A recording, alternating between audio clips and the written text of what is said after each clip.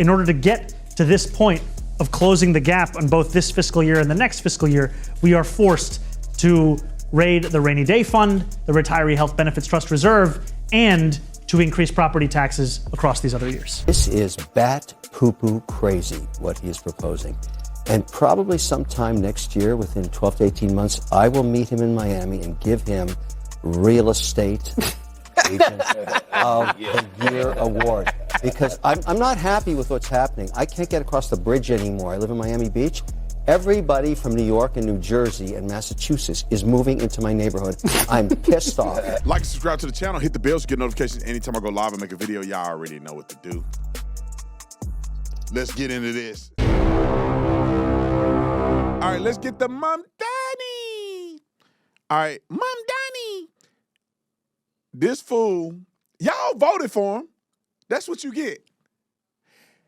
That's what you get.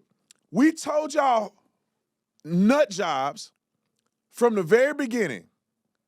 We don't know how y'all haven't gotten at this point. Socialism don't work, and it ain't worked nowhere in history. Communism have killed more people than any other ideology to ever exist. It's godless societies ripping off somebody to lie about that you're going to pay somebody else to fill your own pockets. We told y'all that this fool ain't finna give you free groceries. Y'all going free transit. It ain't free. Nothing in life is free. Bro, when you get something free, it comes with a cost. Your freedom ain't free. Somebody had to die for you to be free. And y'all up here vote for this fool. Look at what he's saying now. He finna tax y'all. The wealthy was a ploy. I don't know how y'all didn't get that stupid to me. Roll the clip. I know that for those who have watched budget after budget, it is tempting to assume that we are engaging in the same dance as our predecessors. You are. Let me assure you, nothing about this is typical. Quit lying. That's why our solutions won't be either. There are two paths to bridge this gap. The first is the most sustainable and the fairest path. Time out. This is the path. Time out. No, it's not. That's why you giving a second path. Y'all stupid. But let him finish. Let him finish. Of ending the drain on our city and raising taxes on the richest New Yorkers and the most profitable corporations. The onus for resolving this crisis should not be placed on the backs of working and middle-class New Yorkers. If we do not fix this structural imbalance and do not heed the calls of New Yorkers to raise taxes on the wealthy, this crisis will not disappear. It will simply return, year after year, forcing harder and harsher choices each time. Oh, really? And if we do not go down the first path, the city will be forced down a second, more harmful path. Time out. The city will be forced to do what I always intended to do. I'm going to blame the rich folk, and when that don't work, because it's never going to work, because you cannot raise taxes on the entire state, you idiot. You're the mayor of New York. You're not the mayor, or you're not the governor of the state of New York. We're going to be, they virtue said, we're going to be forced to do, no, you're going to be forced to do what you can. You can't tax these wealthy people, dummy. When has that ever worked in history? The best bourbon I've ever had. We're also in restaurants. As soon as the bourbon is officially in a restaurant, because they already purchased it, it's getting delivered. As soon as it's officially there, I'm going to let you know which restaurant that they're in, and we're going to try to get this thing all over the country. But right now, because of the demand, we only can do it B2B, a couple restaurants that's going to be exclusive, and then we'll go from there. But if you're interested, if you're a bourbon drinker, I'm not telling you to go and drink the whole bottle, but you're a bourbon drinker, you like to sip on it every now and again, this is the best bourbon you will buy. You will never in your life find a bourbon this smooth, this flavorful, this full body for $59.99. You will never, I promise you. If you somehow do it, I'll give your money back. There's the guilty and not guilty. The guilty is a straight bourbon, 6-year aged, and the not guilty is 6-year aged, but it's with the hint of brown sugar in it, and it's absolutely phenomenal to sip right over rocks. And also, you could take it and put it in an old fashioned. Let's get to a couple reviews. If you look at the reviews, you can see what people are thinking. Majority of these are 5 stars. I don't even think I had to go to the last page. There's 8 pages now. It was 6. Most of the reviews are 5-star. Read it and then make the determination if you want to get it. You must be 21, and you must drink responsibly. Come on, let him finish. Faced with no other choice, the city would have to exercise the only revenue lever fully within our own control. We would have to raise property taxes. We would also be forced to raid our reserves. To balance the budget as required by law, our preliminary budget takes the only path within our control, the second path. The options of the second path are the options of last resort, options that we will only employ if there is no other means of arriving at a balanced budget. So what you do is blame everybody else and try to coerce everybody else into doing some Ponzi scheme that you created. And when they inevitably don't do it, now you got to go to the only other choice within our control. If it wasn't in your control, you shouldn't have never said you can do it. You knew it wasn't in your control when they elected you and when you were on the campaign trail. It was never in your control, and you were never going to be able to do it. All right, we got more. We got a bunch more. Come on, roll it. What's the next clip? Roll it. What we would rather do is ensure that they remain as they are so that the city can be on firm financial footing. However, in order to get to this point of closing the gap on both this fiscal year and the next fiscal year, we are forced to raid the rainy day fund, the retiree health benefits trust reserve, and to increase property taxes across these other years. Hold on, shawty. Hold the front door. Go back to what he said. Did he say retirement? Did he say he's going to have to drain the reserve? You know, when your reserve is gone, there's nothing left. It's bankruptcy. So you're telling me that your objective now, because you couldn't do none of the stuff you said you're going to do, you got to go after the reserve, which was his plan the whole time. You're going to go after retirement, and you got to raise taxes. Show me where that affects billionaires and millionaires. Where? They don't have nothing to do with the reserve. They will leave the state. They will leave the city of New York. Retirement. Wealthy people aren't paying into state and local retirement. And then that's what y'all get. That's what y'all get. Come on. Fox has something good to say, too. Roll it. So let's break this down. Option one, number one, tax the wealthy. Raise the taxes already on corporations. We're already one of the most unattractive tax states in the country. Can only be approved by the state government. That's where Kathy Hochul comes in. But so does the legislature. Right. And the Governor Hochul has insisted she isn't in favor of that. But she's already given a little bit on child care, too. Yes. And what she's trying to do is the reasonable, sensible thing. But that's when he pivots and he says, OK, if you don't give me what I want, here's what I'm going to do. And this is what is distressing, because this ends up hurting the people, many of them, that he proposed that he would help with affordability, because these 3 million homes that are going to get hit with this real estate tax, these are not all millionaires. These are a lot of very normal people that will end up not being able to afford to live here. They will flee the city, and the problem gets worse. And they are already fleeing the city for Texas, and including major corporations like J.P. Morgan, believe it or not, has more people in Texas right now at their Dallas building than that mammoth building a few blocks from here, because it pays to move the people to Texas, where there is no state tax. And I just want to make the point, because you're bringing up a great point about businesses. That's why either of these options is a terrible option, and he needs to just abort and move on to something else. Because if you go with option one, which Hochul is fighting, more businesses will leave. He looks at businesses as a problem. He looks at renters. He also has a plan in place. He wants to freeze the rent. Look out for that. Extra measures that he could be doing if he has to go to a plan B. He says he's got to propose pulling $1.2 billion from the city's rainy day fund, which if you have debt, I didn't know you had a rainy day fund, and retire health care savings. What is that? I mean, you hurt the retirees. The rainy day fund, they do this all the time with the SPR. Joe Biden did it in an oil perspective, right? They would just drain down the SPR. It's there for emergencies. Things can happen. Hurricane Sandy. We had 9/11. I never want to see those things happen again. But that's what rainy day funds are for. And, of course, New York City's latest budget, $127 billion. Give you an idea.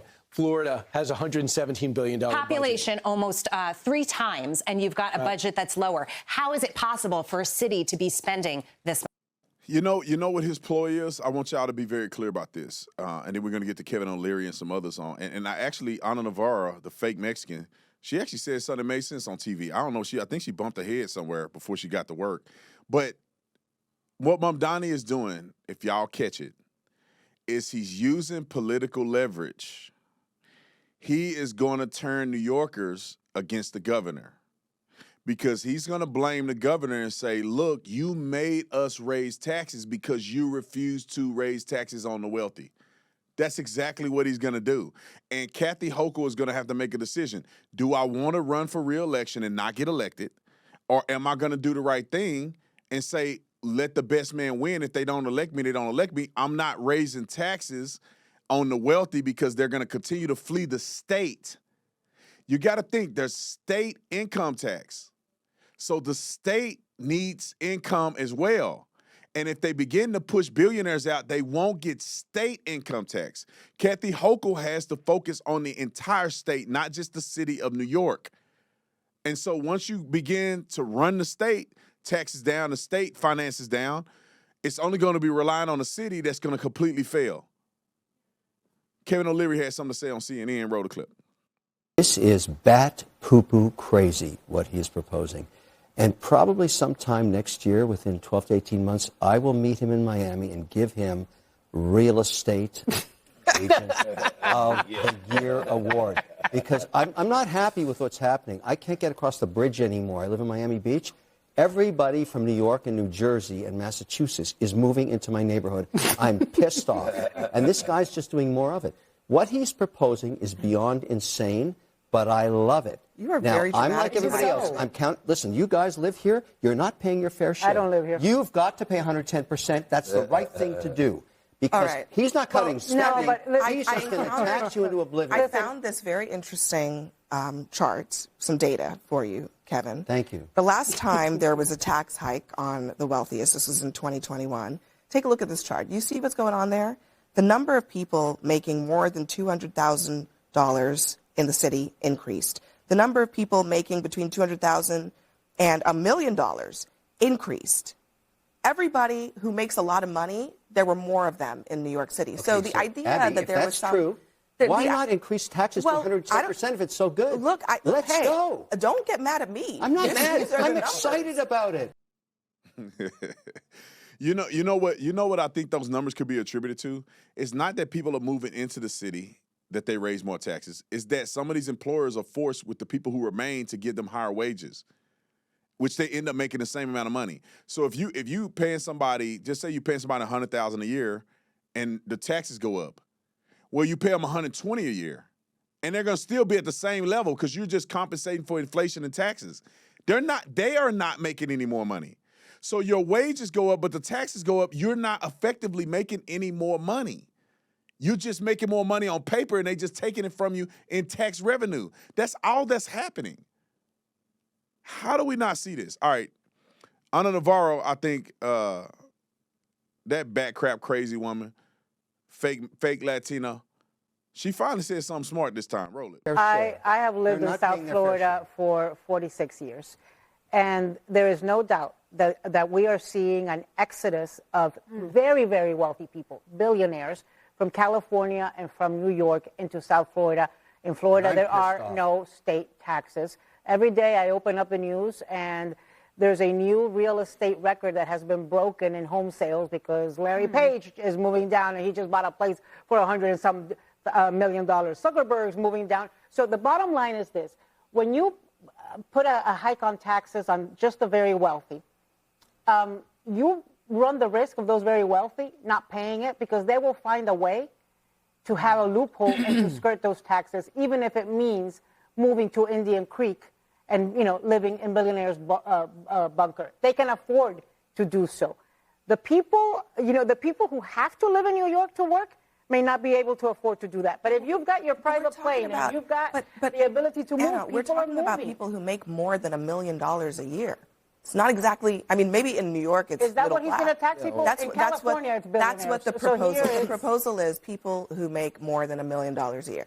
It's a very specific group of people. And I'm just asking, realistically, are we really going to see what you're claiming we're going to see. And yeah, there are we're seeing it. tons. There are tons of wealthy people moving from California, from all over the country to Florida. But it's not the and to person Texas, making. It's not the person and making to- $1 million and a to year, other- which in New York is not as much as it sounds in other Right. places. So- it's the person making $50 million a year. Exactly. That's so moving. exactly. So Yeah. people making $50 million a year are moving, but many other people who are making much less than that, but still much more than middle class people, are probably not moving.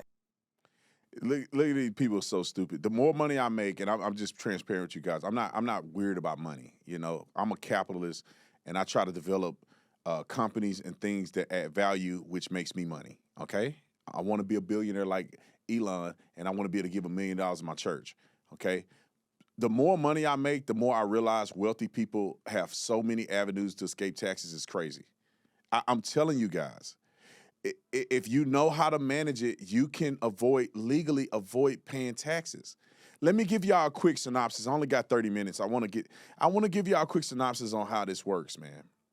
When I have a tax bill at the end of the year, there are certain tax caveats that people like me and others can do, and billionaires are on another level with this. If you get to the end of the year and you need a tax write-off, you can buy a commercial vehicle. I mean, not commercial vehicle, but you could buy a vehicle that matches a certain weight and get a tax deduction on it, write it off at 100%. You buy a $300,000 car, for instance, I haven't, but if I were to, I get $300,000 written off in the first year that I purchased that car or that vehicle, as long as it's in service and it meets the weight requirements. That's $300,000 of tax deduction, or meaning that I'm not going to owe on taxable income. If you're wealthier than that, you go buy a private jet for $6 million. When your tax burden was $6 million, you can go buy a private jet for $6 million. Here's another thing. I mean, depending on how much money you got, a lot of these wealthy people, and this is exactly what I'm going to do when I become wealthy in one of these companies I own, is that I'm not going to take a salary, and I'm not going to sell my equity. I may borrow against my equity. Therefore, essentially, I could be worth $50 million, $500 million, and I live off of debt that the bank loaned me against my equity. And therefore, essentially, I have made no money. I took a loss because debt is not income. And so these billionaires don't have $1 billion in their bank account. They have $1 billion in net worth. And these banks will loan them money against that money. Elon Musk is worth $800 billion or something. He can go to a bank right now and say, loan me $100 million. And he just live off $100 million for a year and then refinance it and take more money out. He could take money out and borrow against his net worth until he dies, and then he don't owe anything back to the bank. I mean, it could possibly, I don't know if it's some way he could do it when he die. He could pull it out at the last minute. But let me explain this to you. While he's borrowing, his net worth is getting higher. So he's borrowing against this money, paying it back with a low interest rate, while his net worth still grows. He never pulled that money. Elon Musk went from $500 billion to like $700 billion in like 2 years. If he borrowed $100 million at a certain a certain interest rate, he can easily pay that back while his money is still growing. He's getting richer. He didn't take no salary, no taxable income. He can easily pay that money back as his money continues to grow. These billionaires are doing it, man. Anyway, and they tricking y'all to think that they really taxing these people. I'm going to say this one thing and I got to move on, because we got to get to, in 26 minutes, members only after show is going to kick in and I can't control it, right? So if you're a member, you can join us. We'll finish the conversation and we'll do our post-show recap. You can be involved. You can message or whatever the case may be. But there's a difference between, and I think that people, now that I've been exposed to people who are billionaires, there's a big difference between millionaires and people who make a ton of money. You make $1 million in New York, you're really making $500,000. And that's not including all the other stuff you got to pay for. So you're not making that much money. If you are making, it's $1 million versus people that are making 50, 60, 100, 200, 300 million. There's a big difference. And they want you to believe they're all the same.